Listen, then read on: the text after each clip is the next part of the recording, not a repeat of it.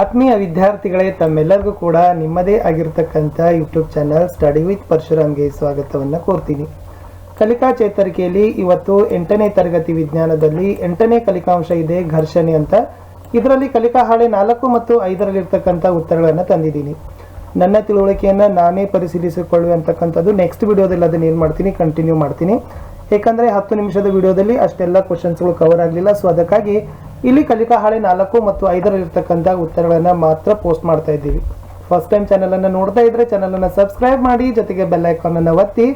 ಇದರಿಂದ ಮುಂಬರ್ತಕ್ಕಂಥ ವಿಡಿಯೋಗಳ ನೋಟಿಫಿಕೇಶನ್ ತಮಗೆ ಮೊದಲಿಗೆ ಸಿಗುತ್ತೆ. ವಿಡಿಯೋವನ್ನು ಲೈಕ್ ಮಾಡಿ. ನೀವು ಬಳಸ್ತಕ್ಕಂಥ ಸೋಷಿಯಲ್ ಮೀಡಿಯಾ ಪ್ಲಾಟ್ಫಾರ್ಮ್ಗಳಲ್ಲಿ ವಿಡಿಯೋ ಲಿಂಕನ್ನು ಹೆಚ್ಚು ಶೇರ್ ಮಾಡಿ.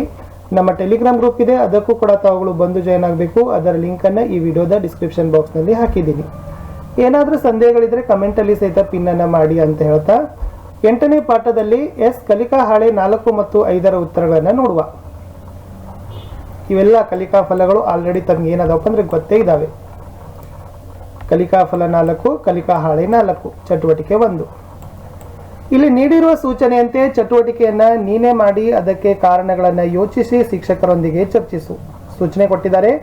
ಈ ಚಟುವಟಿಕೆಗೆ ಒಂದು ಆಟಿಕೆ ಕಾರು ಅಥವಾ ಚೆಂಡು ಉಪಯೋಗಿಸಿಕೊಂಡು ಮಾಡಬಹುದು. ವಿಧಾನ ಹೇಗಿದೆ ಅಂದ್ರೆ, ಚಿತ್ರದಲ್ಲಿ ತೋರಿಸಿದಂತೆ ಇಳಿಜಾರನ್ನ ಮಾಡಬೇಕು. ಚೆಂಡು ಅಥವಾ ಆಟಿಕೆ ಕಾರನ್ನ ಬಿಡಬೇಕು. ಅದು ಸಿಮೆಂಟ್ ಅಥವಾ ನೆಲದ ಟೈಲ್ಸ್ ಮೇಲೆ ಟೈಲ್ಸ್ ನೆಲದ ಮೇಲೆ ಎಷ್ಟು ದೂರ ಚಲಿಸಿದೆ ಅಂತ ಅಳತೆ ಮಾಡಿ ಬರಿಬೇಕು. 2ನೇ ಬಾರಿ ಇಳಿಜಾರಿನಲ್ಲಿ ಬಿಟ್ಟಾಗ ಬಟ್ಟೆ ಅಥವಾ ಗೋಣಿ ಚೀಲವನ್ನ ನೆಲದ ಮೇಲೆ ಹಾಸಿ ಇದೇ ಚಟುವಟಿಕೆಯನ್ನು ಪುನಃ ಮಾಡಿ ಚಲಿಸಿದ ದೂರವನ್ನು ಅಳತೆ ಮಾಡಬೇಕು.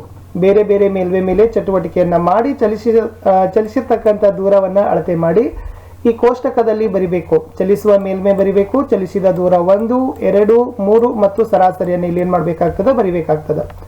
ನೋಡುವ ಏನಿದೆ ಉತ್ತರ ಅನ್ನತಕ್ಕಂಥದ್ದನ್ನು. ಟೈಲ್ಸ್ ಮೇಲೆ ಏನಿದೆ ಅಂದ್ರೆ 5 ಮೀಟರ್, 6 ಮೀಟರ್, 5.5 ಮೀಟರ್. ಸರಾಸರಿಯನ್ನು ಹೇಗೆ ತಗೋತೀವಿ ಅಂದ್ರೆ 1ನೇ ದೂರ, 2ನೇ ದೂರ, 3ನೇ ದೂರ, 3ಅನ್ನು ಕೂಡಿಸಿ 3ರಿಂದ ಭಾಗಿಸಬೇಕು. ಅವಾಗ ಎಷ್ಟು ಬರ್ತಪ್ಪ ಅಂದ್ರೆ 5.5 ಮೀಟರ್ ಸರಾಸರಿ ಆಯ್ತು. ಎಲ್ಲಿ ಟೈಲ್ಸ್ ಹಾಕಿರ್ತಕ್ಕಂಥ ನೆಲದ ಮೇಲೆ ಚೆಂಡಿನ ದೂರ. 2ನೇದು ಮರಳು ಚೆಲ್ಲಿರ್ತಕ್ಕಂಥದ್ದು ಅರಳು ಅಲ್ಲ ಆಗ್ಬೇಕು, ಅದು ಮರಳು ಆಗ್ಬೇಕು. ಸೊ ಫಸ್ಟ್ ಟೈಮ್ ಆಗಿರ್ತಕ್ಕಂಥದ್ದು 1.3, 2ನೇದು 1, 3ನೇದು 1.3, 3ರ ಸರಾಸರಿ 1.3 ಮೀಟರ್. 3ನೇದು ಬಟ್ಟೆ ಹಾಸಿರ್ತಕ್ಕಂಥ ನೆಲ ಇದೆ. ಸೊ 1ನೇದು 3 ಮೀಟರ್, 3 ಮೀಟರ್, 3.5 ಮೀಟರ್, ಸರಾಸರಿ 3.2 ಮೀಟರ್. 4ನೇದು ಗೋಣಿ ಚೀಲ ಹಾಸಿರ್ತಕ್ಕಂಥ ನೆಲ ಇದೆ. 2.8, 2.3, 2.5 ಮೀಟರ್, ಸರಾಸರಿ ನೋಡಿದಾಗ 2.5 ಮೀಟರ್ ಬರ್ತದೆ. ಇನ್ನು ಇದಕ್ಕೆ ಸಂಬಂಧಪಟ್ಟಂತೆ ಕ್ವಶನ್ ಕೇಳಿದ್ದಾರೆ. ಅತ್ಯಂತ ಹೆಚ್ಚು ದೂರ ಚಲಿಸಿದ ಮೇಲ್ಮೈ ಕೇಳಿದ್ದಾರೆ, ಅದು ಟೈಲ್ಸ್ ಹಾಕಿರ್ತಕ್ಕಂಥ ನೆಲ. ಕಡಿಮೆ ದೂರ ಚಲಿಸಿದ ಮೇಲ್ಮೈ ಕೇಳಿದ್ದಾರೆ, ಅದು ಮರಳು ಚೆಲ್ಲಿರ್ತಕ್ಕಂಥ ನೆಲ. 3ನೇದು ಚೆಂಡು ಚಲಿಸಿದ ದೂರಕ್ಕೆ ಅನುಗುಣವಾಗಿ ಏರಿಕೆ ಕ್ರಮದಲ್ಲಿ ಬರೆದು ಬೇರೆ ಬೇರೆ ಮೇಲ್ಮೈಯಲ್ಲಿ ಚೆಂಡು ಚಲಿಸಲು ಕಾರಣವಾದ ಅಂಶಗಳು ಯಾವುವು ಅಂತ ಏನ್ ಮಾಡಿದ್ದಾರೆ ಕೇಳಿದ್ದಾರೆ. ಅದಕ್ಕೆ ತಕ್ಕಂತೆ ತಾವುಗಳು ಉತ್ತರಗಳನ್ನು ಬರಿಬೇಕು.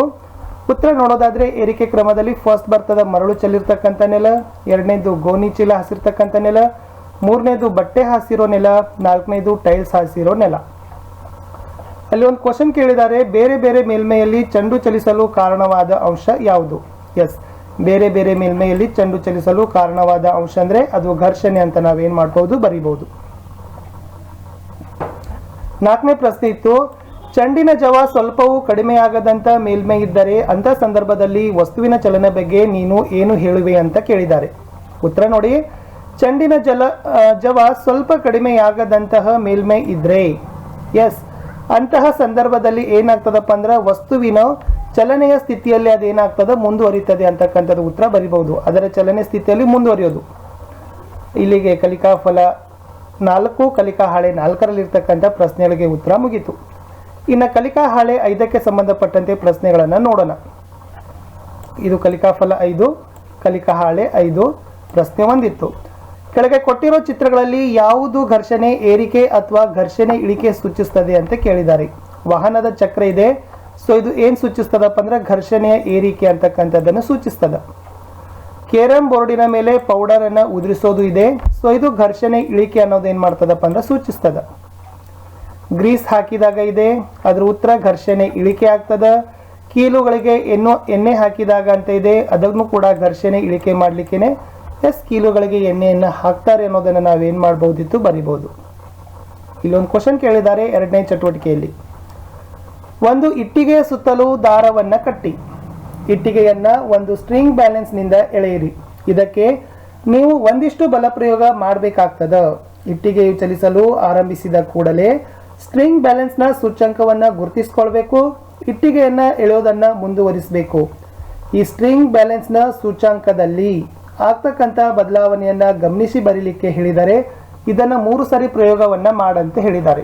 ಒಂದನೇ ಕಾಲಮ್ನಲ್ಲಿ ಇಟ್ಟಿಗೆ ಚಲಿಸುವ ಮುನ್ನ ಸ್ಟ್ರಿಂಗ್ ಬ್ಯಾಲೆನ್ಸ್ನ ಸೂಚ್ಯಂಕ, ಇಟ್ಟಿಗೆ ಚಲಿಸಲು ಆರಂಭಿಸಿದ ಕೂಡಲೇ ಸ್ಟ್ರಿಂಗ್ ಬ್ಯಾಲೆನ್ಸ್ನ ಸೂಚ್ಯಂಕ, ಇಟ್ಟಿಗೆ ಎಳೆಯೋದನ್ನು ಮುಂದುವರಿಸಿದಾಗ ಸ್ಟ್ರಿಂಗ್ ಬ್ಯಾಲೆನ್ಸ್ನ ಸೂಚ್ಯಂಕ ಅಂತ ಇದೆ. ಕಡೆಗೆ ಕೇಳಿದ್ದಾರೆ ಯಾವುದು ಹೆಚ್ಚು ಮತ್ತು ಏಕೆ ಅಂತ ಕೇಳಿದ್ದಾರೆ. ಉತ್ತರ ನೋಡೋಣ. ಎಸ್, ಈ ಥರ ತಾವು ಬರೀಬೇಕು. 100 gram, 150 gram, 170 gram, 100 gram, 150 gram, 170 gram, 110 gram, 160 gram, 180 gram ಅಂತ ಇದರ ಸೂಚ್ಯಂಕವನ್ನು ತಾವೇನು ಮಾಡಬೇಕು, ಉತ್ತರದಲ್ಲಿ ಬರೀಬೇಕಾಗ್ತದೆ. ಇಲ್ಲಿ ಏಕೆ ಅಂತ ಕೇಳಿದ್ದಾರೆ ನೋಡಿ. ಇಟ್ಟಿಗೆ ಇಳಿಯಲು ಆರಂಭಿಸಿದಾಗ ಬಲದ ಪ್ರಮಾಣ ಹೆಚ್ಚಿರ್ತದ. ಏಕೆಂದರೆ ಇಟ್ಟಿಗೆ ನೆಲದ ಮೇಲ್ಮೈ ಮೇಲೆ ಚಲಿಸಿದಾಗ ಘರ್ಷಣ ಬಲ ಎಳಿತಕ್ಕಂಥ ಬಲದ ವಿರುದ್ಧ ವರ್ತಿಸ್ತದೆ ಅಂತ ನಾವೇನು ಮಾಡ್ಬೋದು, ಬರಿಬೋದು.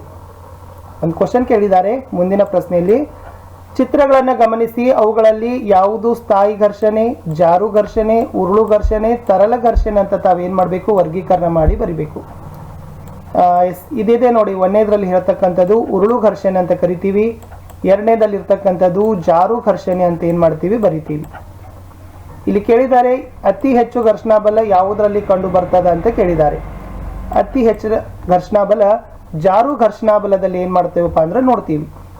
ಚಟುವಟಿಕೆ 3 ಕೆಳಗಿನ ಚಟುವಟಿಕೆಗಳಲ್ಲಿ ಘರ್ಷಣೆ ಅಗತ್ಯ ಅನಗತ್ಯ ಅಂತ ಬರಿಬೇಕು. ಅಂದರೆ ಘರ್ಷಣೆ ಬೇಕಾದರೆ ಘರ್ಷಣೆ ಅಗತ್ಯ ಅಂತ ಬರೀರಿ, ಬೇಡ ಅಂತಂದರೆ ಅನಗತ್ಯ ಅಂತ ತಾವೇನು ಮಾಡಬೇಕಿತ್ತು, ಬರಿಬೇಕಿತ್ತು. ಅವರು ಕೊಟ್ಟಿದ್ದಾರೆ ಕಾರಿಗೆ ಬ್ರೇಕ್. ಸೊ ಬೈಕ್ ಸವಾರಿ ಮಾಡಲು ಅಲ್ಲಿ ಕೂಡ ಘರ್ಷಣೆ ಬೇಕು. ಜಾರೋದನ್ನು ನಿಲ್ಲಿಸಲು ಅಂತ ಕೇಳಿದರೆ ಅಲ್ಲಿನೂ ಕೂಡ ಘರ್ಷಣೆ ಬೇಕು. ಜಾರು ಬಂಡಿ ಆಡಲಿಕ್ಕೆ ಅಂತ ಕೇಳಿದರೆ ಅಲ್ಲಿ ಅನಗತ್ಯ, ಅಲ್ಲೇನು ಘರ್ಷಣೆ ಆಗಬೇಕಾಗಿರ್ತಕ್ಕಂಥ ಅವಶ್ಯಕತೆ ಇಲ್ಲ ಅಂತ ನಾವೇನು ಮಾಡ್ಬೋದು, ಬರಿಬೋದು. ಸೊ ಇಷ್ಟು 8ನೇ ತರಗತಿಯ 8ನೇ ಕಲಿಕಾಂಶ ಘರ್ಷಣೆಯಲ್ಲಿ ಕಲಿಕಾ ಹಾಳೆ 4 ಮತ್ತು 5ರಲ್ಲಿರ್ತಕ್ಕಂಥ ಪ್ರಶ್ನೆಗಳಿಗೆ ಉತ್ತರಗಳನ್ನು ನೋಡಿದ್ದೀವಿ. ಇನ್ನು ಒಂದು ಉಳಿತು ನನ್ನ ತಿಳುವಳಿಕೆಯನ್ನು ನಾನೇ ಪರಿಶೀಲಿಸಿಕೊಳ್ಳುವೆ ಅಂತ. ಅದನ್ನು ಮುಂದಿನ ವಿಡಿಯೋದಲ್ಲಿ ಏನು ಮಾಡ್ತೀವಿ, ಉತ್ತರಗಳನ್ನು ಪೋಸ್ಟ್ ಮಾಡ್ತೀವಿ. ಸೊ ವಿಡಿಯೋವನ್ನು ವೀಕ್ಷಿಸಿದ್ದಕ್ಕಾಗಿ ಧನ್ಯವಾದಗಳು. ದಯಮಾಡಿ ತಾವುಗಳು ವಿಡಿಯೋಗಳನ್ನು ಲೈಕ್ ಮಾಡಿ